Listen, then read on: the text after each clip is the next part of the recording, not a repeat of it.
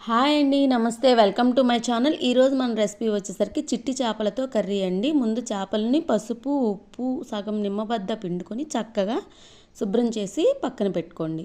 తర్వాత ఒక mixie jar తీసుకొని అందులో 4-5 పచ్చిమిరపకాయలు వేసి 2 ఉల్లిపాయలను కూడా సన్నగా కట్ చేసి వేసుకోండి. మరి ఒక అల్లం ముక్క కూడా కట్ చేసి వేసుకోవాలి. తర్వాత ఒక 5-6 చిన్నులపై రెబ్బలను కూడా వేసుకొని పట్టుకోండి. మెత్తగా అవసరం లేదండి, కొంచెం పలుగ్గా ఉంటే బాగుంటుంది. ఆ మిశ్రమాన్ని అంతా కూడా చేపల్లో వేసుకోండి. తర్వాత టమోటాలను కూడా 2 టమోటాలు తీసుకొని వాటిని కూడా మిక్సీ వేసుకొని ఆ పేస్ట్ని కూడా చేపల్లో వేసుకోండి. తర్వాత పసుపు, ఉప్పు, కారం మొత్తం కూడా చేపల్లో వేసి కొంచెం మసాలా కారం కూడా వేసుకొని మొత్తాన్ని చేత్తో బాగా కలిసే విధంగా కలుపుకోవాలి. తర్వాత కొంచెం చింతపండును కూడా తీసుకొని దాన్ని రసం తీసి అందులో వేసుకోవాలి. దాన్ని కూడా మొత్తం మిక్స్ చేసుకోవాలి.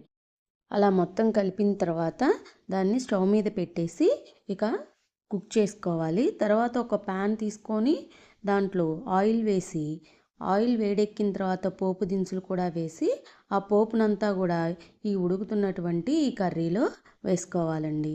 2 పచ్చిమిర్చి కూడా వేసుకోండి, కొంచెం స్పైసీగా బాగుంటుంది. తర్వాత కొత్తిమీరను కూడా వేసుకొని చక్కగా కొద్దిసేపు ఉడకనివ్వాలండి.